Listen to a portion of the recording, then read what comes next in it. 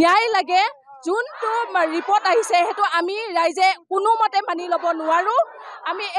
এই ৰিপৰ্টটো যদি সঠিক আৰু কৰি নিদিয়ে ফৰেনচিক ৰিপৰ্ট কৰি নিদিয়ে ওপৰ লোকে আমি যাম আমি যেতিয়ালৈকে এইটো সঠিক ৰিপৰ্ট নেপাওঁ আমি এই জুই জ্বলিয়ে থাকিব পথ অৱৰোধ হৈয়ে থাকিব এই সংগ্ৰাম হৈয়ে থাকিব চক আমাৰ মতে যে হোষ্টেলটো টোটালি বন্ধ হ'ব লাগে হোষ্টেলটো খোলা কোনো পৰ্যায় নাই এই হিচাপে হোষ্টেলটো নচলে এই হোষ্টেলটো খোলা পৰ্যায় নাই কিন্তু বিদ্যালয়ত থকা যি ষ্টুডেণ্টৰ ভৱিষ্যতৰ কথা চিন্তা কৰি অলপ দিন তদন্ত হৈ উইদিন 1 উইক 15 ডেজৰ ভিতৰত স্কুলটো খোলা ব্যৱস্থা কৰিলে ভাল হ'ব নেকি আমি দল সংগঠন আমি ৰাইজে আমি সবে ডিছকাছ এটা কৰি মেলি স্কুলটো খুলিলে ভাল হ'ব নেকি যিহেতু এই স্কুলত ধেৰ ষ্টুডেণ্ট আছে আমাৰ তিৰাপ অঞ্চলৰ ধেৰ ষ্টুডেণ্টে ষ্টাডি কৰি আছে এই ষ্টুডেণ্টৰ ফিউচাৰক চাই পেলাই স্কুলটো খুলিলে ভাল হ'ব নেকি বুলি আমি আশা কৰোঁ মৃতদেহ হাত ভৰি বন্ধা অৱস্থাত মৃতদেহ উদ্ধাৰ হৈছিলে আমি দিনজোৰা আমি যি প্ৰতিবাদ কৰিছিলোঁ প্ৰশাসনে আমি সহায় সহযোগিতা আগবঢ়াই তেখেতসকলে যি পষ্টমৰ্টেমৰ ওপৰৰ কাৰণে আমি আগবঢ়াই দিছিলোঁ কিন্তু আজি পষ্টমৰ্টেমৰ ওপৰত যি আমাৰ মৰণোত্তৰ পৰীক্ষা আমি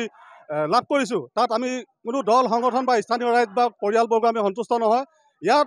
ক'ৰবাত নহয় ক'ৰবাত ইয়াত গাফিলতি কৰিছে প্ৰশাসনে হওক বা তেখেতসকলৰ স্বাস্থ্য বিভাগে হওক ক'ৰবাত গাফিলতি কৰিছে যেন আমাৰ অনুভৱ হৈছে গতিকে আমি এই পষ্টমৰ্টেম বা এনেকুৱা যি প্ৰতিবেদন দাখিল কৰিছে তাত কোনো ধৰণে আমি সন্তুষ্ট নহয় গতিকে আজি পুনৰবাৰ আমাৰ তিৰাপ অঞ্চলৰ জনসাধাৰণ স্বতঃস্ফূৰ্তভাৱে আহি ইয়াৰ ৰাস্তা ব্লক কৰা হৈছে আৰু পৰৱৰ্তী সময়ত যেতিয়ালৈকে আমি উচিত তদন্ত বা উচিত ন্যায় নাপাওঁ পৰিয়ালবৰ্গ হৈ ৰাইজৰ সহযোগত আমি প্ৰতিবাদী কাৰ্যসূচী চলাই নিম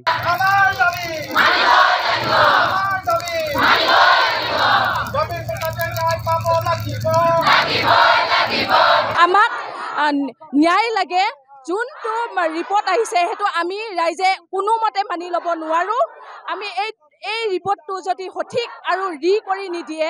ফৰেনচিক ৰিপৰ্ট কৰি নিদিয়ে ওপৰ লোকে আমি যাম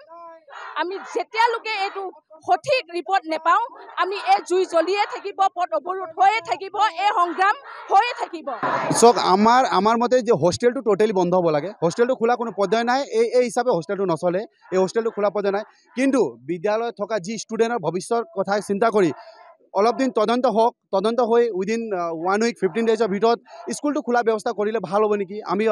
আমি দল সংগঠন আমি ৰাইজে আমি সবে ডিছকাছ এটা কৰি মেলি স্কুলটো খুলিলে ভাল হ'ব নেকি যিহেতু এই স্কুলত ধেৰ ষ্টুডেণ্ট আছে আমাৰ তিৰাপ অঞ্চলৰ ধেৰ ষ্টুডেণ্টে ষ্টাডি কৰি আছে এই ষ্টুডেণ্টৰ ফিউচাৰক চাই পেলাই স্কুলটো খুলিলে ভাল হ'ব নেকি বুলি আমি আশা কৰোঁ মৃতদেহ হাত ভৰি বন্ধা অৱস্থাত মৃতদেহ উদ্ধাৰ হৈছিলে আমি দিনজোৰা আমি যি প্ৰতিবাদ কৰিছিলোঁ প্ৰশাসনে আমি সহায় সহযোগিতা আগবঢ়াই তেখেতসকলে যি পষ্টমৰ্টেমৰ ওপৰৰ কাৰণে আমি আগবঢ়াই দিছিলোঁ কিন্তু আজি পষ্টমৰ্টেমৰ ওপৰত যি আমাৰ মৰণোত্তৰ পৰীক্ষা আমি লাভ কৰিছোঁ তাত আমি কোনো দল সংগঠন বা স্থানীয় ৰাইজ বা পৰিয়ালবৰ্গ আমি সন্তুষ্ট নহয় ইয়াত ক'ৰবাত নহয় ক'ৰবাত ইয়াত গাফিলতি কৰিছে প্ৰশাসনে হওক বা তেখেতসকলৰ স্বাস্থ্য বিভাগে হওক ক'ৰবাত গাফিলতি কৰিছে যেন আমাৰ অনুভৱ হৈছে গতিকে আমি এই পষ্টমৰ্টেম বা এনেকুৱা যি প্ৰতিবেদন দাখিল কৰিছে তাত কোনো ধৰণে আমি সন্তুষ্ট নহয় গতিকে আজি পুনৰবাৰ আমাৰ তিৰাপ অঞ্চলৰ জনসাধাৰণ স্বতঃস্ফূৰ্তভাৱে আহি ইয়াৰ ৰাস্তা ব্লক কৰা হৈছে আৰু পৰৱৰ্তী সময়ত যেতিয়ালৈকে আমি উচিত তদন্ত বা উচিত ন্যায় নাপাওঁ পৰিয়ালবৰ্গ হৈ ৰাইজৰ সহযোগত আমি প্ৰতিবাদী কাৰ্যসূচী চলাই নিম যিকোনো খবৰৰ বাবে যোগাযোগ কৰক 7099017330 আৰু 7099017110 নম্বৰত